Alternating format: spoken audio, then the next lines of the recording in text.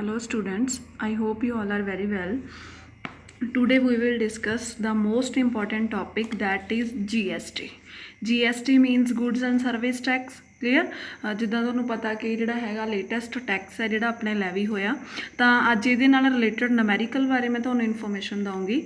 GST ਰਾਜੇ ਕੀ ਹੈ? GST is goods and service tax ਆ ਜਿਹੜਾ ਆਲ ਓਵਰ ਇੰਡੀਆ ਸਾਰੀਆਂ ਗੁੱਡਸ 'ਤੇ ਅਪਲਾਈ ਹੁੰਦਾ ਐਂਡ ਸਰਵਿਸਿਜ਼ 'ਤੇ ਅਪਲਾਈ ਹੁੰਦਾ।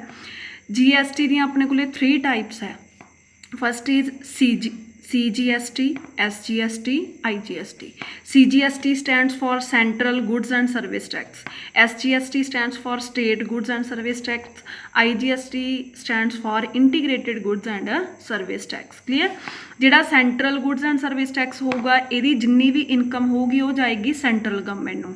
ਇਹਦੀ ਜਿੰਨੀ ਵੀ ਇਨਕਮ ਜਾਏਗੀ ਉਹ ਹੋਏਗੀ ਸਟੇਟ ਗਵਰਨਮੈਂਟ ਦੀ। ਇੰਟੀਗ੍ਰੇਟਿਡ ਦੇ ਵਿੱਚ ਕੀ ਹੋਏਗਾ ਕਿ ਅਸੀਂ ਫੁੱਲ ਰੇਟ 'ਤੇ ਟੈਕਸ ਆ ਜਿਹੜਾ ਪੇ ਕਰਦੇ ਨੇ, ਉਹ ਆਪਸ ਦੇ ਵਿੱਚ ਜਿਹੜੀਆਂ ਗਵਰਨਮੈਂਟਸ ਆ ਉਹ ਬਾਅਦ ਵਿੱਚ ਡਿਸਟਰੀਬਿਊਟ ਕਰ ਲੈਣਗੀਆਂ। ਰੇਟ ਸੇਮ ਹੁੰਦਾ। ਫੋਰ ਐਗਜ਼ਾਮਪਲ ਆਪਾਂ ਕਹੀਏ 12% IGST ਹੈ, ਤਾਂ ਜਦੋਂ ਤਾਂ IGST ਲਾਉਣਾ ਉਦੋਂ ਪੂਰਾ 12% ਲੱਗ ਜਾਏਗਾ। ਜਦੋਂ SGST CGST ਲੱਗਣਾ ਉਦੋਂ ਹਾਫ ਹੋ ਕੇ ਲੱਗ ਜਾਏਗਾ। 6% SGST ਚਲਾ ਜਾਏਗਾ, 6% CGST ਨੂੰ ਚਲਾ ਜਾਏਗਾ। ਕਲੀਅਰ? ਹੁਣ ਇਹ ਟੈਕਸ ਲੱਗਣਾ ਕਦੋਂ ਆ, ਕਿਹੜਾ ਟੈਕਸ ਕਦੋਂ ਇੰਪਲੀਮੈਂਟ ਹੋਣਾ, ਤਾਂ ਉਹਦੇ ਲਈ ਤੁਸੀਂ ਰਾਜੇ ਧਿਆਨ ਰੱਖਣਾ ਕਿ ਜਦੋਂ ਵੀ ਅਸੀਂ ਇੰਟਰਾ ਸਟੇਟ ਸੇਲ ਪਰਚੇਜ਼ ਕਰਾਂਗੇ। ਇੰਟਰਾ ਸਟੇਟ ਸੇਲ ਪਰਚੇਜ਼ ਦਾ ਮਤਲਬ ਕੀ ਹੁੰਦਾ? ਵਿਦਇਨ ਦਾ ਸਟੇਟ, ਕਿ ਇੱਕੋ ਸਟੇਟ ਦੇ ਵਿੱਚ ਜਦੋਂ ਸੇਲ ਪਰਚੇਜ਼ ਹੋਏਗੀ, ਜਿੱਦਾਂ ਆਪਾਂ ਕਹੀਏ ਮੋਗੇ ਤੋਂ ਲੁਧਿਆਣੇ ਕੁਛ ਵੇਚਤਾ, ਬਠਿੰਡੇ ਤੋਂ ਜਲੰਧਰ ਕੁਛ ਵੇਚਤਾ, ਜਾਂ ਕਿਸੇ ਵੀ ਪੰਜਾਬ ਦੇ ਹੀ ਏਰੀਆ ਦੇ ਵਿੱਚ ਜਦੋਂ ਸੇਲ ਪਰਚੇਜ਼ ਚਾਹੇ ਸੇਲ ਹੁੰਦੀ ਆ ਚਾਹੇ ਪਰਚੇਜ਼ ਹੁੰਦੀ ਆ, ਉਹਨੂੰ ਅਸੀਂ ਕੀ ਕਹਿੰਦੇ ਆ? Intra state sale purchase. ਤਾਂ ਜਦੋਂ ਇੱਦਾਂ ਇੰਟਰਾ ਸਟੇਟ ਸੇਲ ਪਰਚੇਜ਼ ਹੋਊਗੀ ਉਦੋਂ ਅਸੀਂ ਕਿਹੜਾ ਟੈਕਸ ਲੈਵੀ ਕਰਨੇ ਆ? 2 ਟੈਕਸ ਲੈਵੀ ਕਰਨੇ ਆ, CGST ਤੇ SGST। ਕਲੀਅਰ? ਬਟ ਜਦੋਂ ਜਿਹੜੀ ਸੇਲ ਜਾਂ ਪਰਚੇਜ਼ ਆ ਉਹ ਇੰਟਰ ਸਟੇਟ ਹੋਊਗੀ। ਇੰਟਰ ਸਟੇਟ ਦਾ ਮਤਲਬ ਕੀ ਆ? 2 ਸਟੇਟਸ ਦੇ ਵਿੱਚ, ਜਿੱਦਾਂ ਪੰਜਾਬ ਤੋਂ ਹਰਿਆਣਾ ਕੁਛ ਵੀ ਸੇਲ ਜਾਂ ਪਰਚੇਜ਼ ਹੋਇਆ, ਰਾਜਸਥਾਨ ਤੋਂ ਗੁਜਰਾਤ ਕੁਛ ਵੀ ਸੇਲ ਜਾਂ ਪਰਚੇਜ਼ ਹੋਇਆ, ਤਾਂ ਇਹਨਾਂ ਨੂੰ ਅਸੀਂ ਕੀ ਕਹਾਂਗੇ? Inter state sale purchase. ਇਸ ਟਾਈਮ ਅਸੀਂ ਕਿਹੜਾ ਲਗਾਉਣਾ ਹੈ? IGST।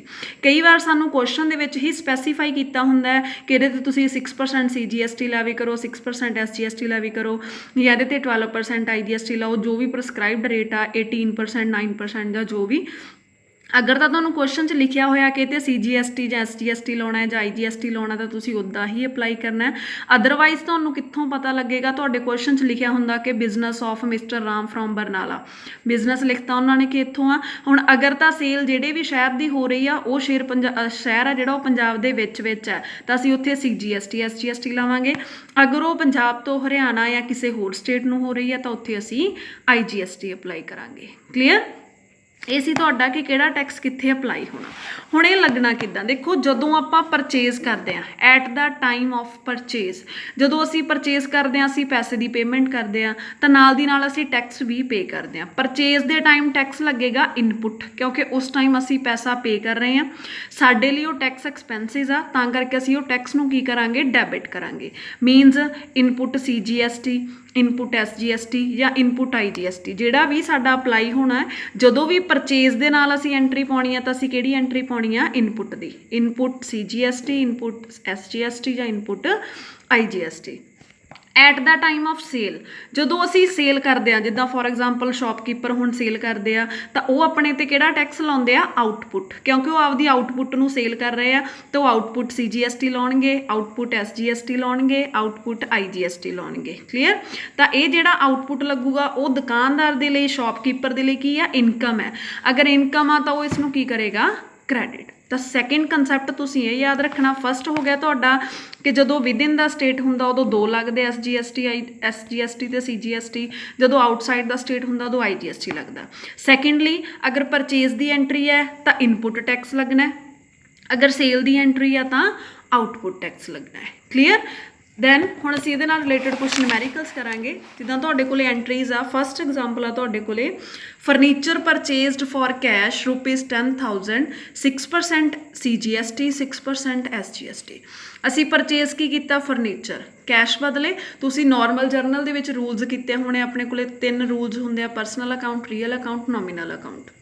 ਇਹਦੇ 'ਤੇ ਸਾਡਾ ਰੀਅਲ ਅਕਾਊਂਟ ਦਾ ਰੂਲ ਲੱਗੇਗਾ ਡੈਬਿਟ ਵਟ ਕਮਸ ਇਨ, ਕ੍ਰੈਡਿਟ ਵਟ ਗੋਸ ਆਊਟ। ਕਲੀਅਰ? ਅਸੀਂ ਫਰਨੀਚਰ ਪਰਚੇਜ਼ ਕੀਤਾ ਅਤੇ ਕੈਸ਼ ਸਾਡੇ ਕੋਲੋਂ ਗਿਆ, ਫਰਨੀਚਰ ਸਾਡੇ ਕੋਲ ਆ ਗਿਆ, ਕੈਸ਼ ਸਾਡੇ ਕੋਲੋਂ ਚਲਾ ਗਿਆ, ਤਾਂ ਇਹਦੀ ਨਾਰਮਲ ਐਂਟਰੀ ਕੀ ਹੋਗੀ? Furniture account debit to cash account 10,000 का प्लस ये CGST ते SGST आ। हुण रजे एंट्री कादी आ परचेज दी। परचेज ते मैं तुहानूं दस्सिया सी किहड़ा टैक्स लगदा हुंदा है इनपुट ते हुंदा भी की हुंदा ओह debit. Clear. Second entry same purchase goods from Harman ₹7,000 eight 12% IGST।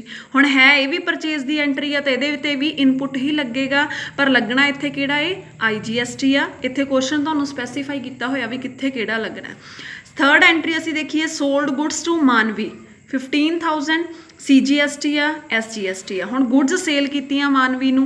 Clear. तो साडे कोलों गुड्स गईयां ते रिसीवर कौन आ मानवी। असीं रिसीवर नूं डेबिट करना हुंदा जो जांदा उहनूं क्रेडिट करना। Then sold machinery for cash machinery वेचती cash बदले आएगा की कैश जाएगी की मशीनरी। अगर सेल है तो इत्थे टैक्स किहड़ा लगना है output. Clear. Then goods returned हुण जदों गुड्स रिटर्न होणियां तां रिवर्स एंट्री पैनी आ। वो मैं तुहानूं एंट्रीज दसदी हां किद्दां। तां फस्ट एंट्री देखो तुसीं फर्नीचर परचेस्ड दी। क्लीयर। तां साडे कोले फर्नीचर आ गया furniture account debit to cash account ये हुंदी है साडी नॉर्मल एंट्री। क्लीयर। हुण अगर फर्नीचर परचेज आ परचेज दे नाल मैं तुहानूं दस्सिया कि इनपुट लगना है input CGST debit input SGST debit. Clear. Amount असीं किद्दां कैलकुलेट करनी है 10,000 का फर्नीचर है तुसीं आपदा साइड ते करनी है कैलकुलेशनस 10,000 का 6% उन्होंने लिखिया होया 10,000 का साडे कोले फर्नीचर आया 600 असीं उहदे ते CGST पे किया 600 SGST पे किया तो साडे वल्लों टोटल पेमेंट कितनी होएगी 11,200 रुपए दी इन्हां तिन्नां वैल्यूज़ नूं प्लस करके। क्लीयर होया। फर्नीचर परचेज किया सी फर्नीचर साडे कोले आ गया debit what comes in credit what goes out. हुण असीं इहदे ते एक तां परचेज ते इनपुट टैक्स लगना क्योंकि जदों असीं परचेज करदे आ तो असीं आपदा पैसा उत्थे लगा रहे हैं इनपुट कर रहे हैं इनपुट फिर डेबिट क्यों होया क्योंकि जदों असीं टैक्स पे करांगे तो साडे लई ओह एक्सपेंसिज है असीं टैक्स पे कर रहे हैं साडे लई ओह खर्चा है तो खर्चों नूं असीं की करना हुंदा है डेबिट। क्लीयर। मेरे आई होप कि तुसीं रूल्स पढ़े होणगे क्लीयरली तो उहदे च नॉमिनल अकाउंट का रूल अपने कोले डेबिट ऑल एक्सपेंसिज उहदे accordingly entry Peggy. Then second entry purchase goods from Harman. हुण फस्टली साडे कोले गुड्स आईयां ते गिवर कौन है हरमन। हुण इत्थे एक अपने कोले परसनल अकाउंट है तो एक अपने कोले रियल अकाउंट है। परसनल अकाउंट का रूल की हुंदा डेबिट दा रिसीवर क्रेडिट दा गिवर। रियल अकाउंट का रूल की है डेबिट वट कम्स इन। हुण गुड्स का मतलब कोई भी समान है जदों गुड्स होंदियां तां असीं परचेज वर्ड ही यूज़ करना जिद्दां फर्नीचर का तां नाम हैगा सी तां असीं फर्नीचर अकाउंट पाया सी हुण असीं परचेज अकाउंट डेबिट लिखांगे। क्लीयर। हुण इत्थे लगना है input IGST input IGST single लगता है 7,000 दियां गुड्स सी उहदे ते 12% 840 आ गया। हुण इत्थे सानूं लिखिया नहीं सीगा कि असीं परचेज कैश ना कीती है तो असीं क्रेडिट दा गिवर करांगे। गिवर कौन है हरमन तो टू हरमन अकाउंट 7,840 रुपए। क्लीयर। सैकेंड एंट्री परचेज दी। थर्ड एंट्री आ गई साडे कोले cell the sold goods to मानवी।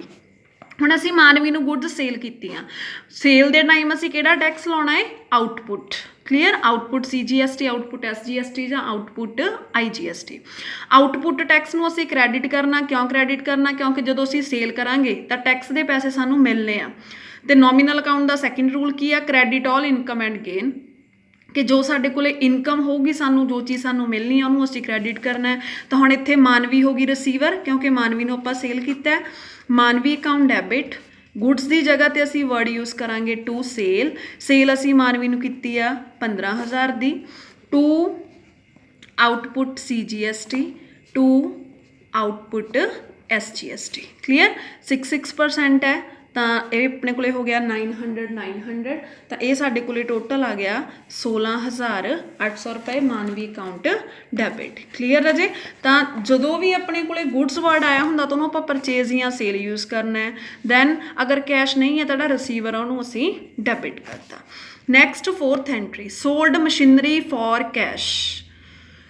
असी मशीनरी वेची है कैश बदले साडे कोले की आ गया कैश गया साडे कोलों की है मशीनरी जो आया उन्होंने असी डेबिट करता जो गया उन्होंने असी क्रेडिट करता तो सेल के टाइम असी आउटपुट IGST लाना। क्लीयर। हुण इसको ये अपने को एक होर सी कि पहला ट्रेड डिस्काउंट भी है तो तुसी की करना रजे पहला वैल्यू दे विचों ट्रेड डिस्काउंट माइनस कर दो 1.5 लाख का 10% ट्रेड डिस्काउंट आ ਉਹ ਮਾਈਨਸ ਕਰ ਦਿਓ, ਸਾਡੇ ਕੋਲ ਵੈਲਿਊ ਕਿੰਨੀ ਰਹਿ ਗਈ 1,35,000।